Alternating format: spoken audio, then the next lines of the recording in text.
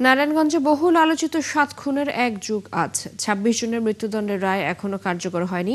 স্বজন হারানোর বেদনা আর বিচারহীনতায় ক্ষুব্ধ ভুক্তভোগীরা। দ্রুত রায় বাস্তবায়নের দাবি জানান তারা। নারায়ণগঞ্জ থেকে গোলাম রাব্বির ক্যামেরায় হাবিবুর রহমানের প্রতিবেদন। ২০১৪ সালের ২৪ এপ্রিল অপহৃত হন নারায়ণগঞ্জ সিটি কর্পোরেশনের সাবেক কাউন্সিলর নজরুল ইসলাম ও নারায়ণগঞ্জ আইনজীবী সমিতির সদস্য চন্দন সরকার সহ ৭ জন। এরপর ২৭ এপ্রিল থেকে ৩০ এপ্রিল শীতলক্ষ্যা নদীতে একে একে ভেসে ওঠে ৭ জনের মৃতদেহ। কিলিং মিশনে তৎকালীন কিছু র্যাব কর্মকর্তার জড়িত থাকা ও রাষ্ট্রীয় সম্পদ ব্যবহারের অভিযোগে বিষয়টি ব্যাপক চাঞ্চল্য তৈরি করে।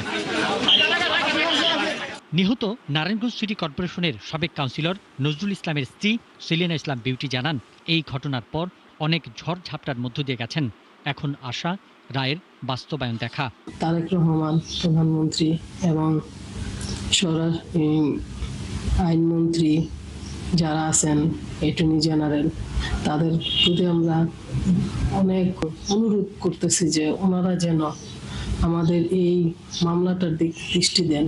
ওনারা যেন সর্বাধিক সহযোগিতা করলে ইনশাল্লাহ এই হত্যার রায় দ্রুত কার্যকরিত হবে।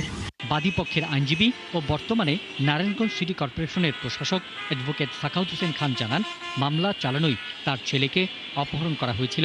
এমনকি তাকেও ৮ থেকে ১০ বার অপহরণের চেষ্টা করা হয়। তারা জজ আদালত থেকে আমরা সুবিচার পেয়েছি। আমরা মহামান্য হাইকোর্টে যে আপিল করেছিল আসামিরা, সেই আপিলও আমরা মনে করি যে সুবিচার পেয়েছি। এখন সেই বিষয়টা আপিলের ডিভিশনে বর্তমানে ঝুলে আছে।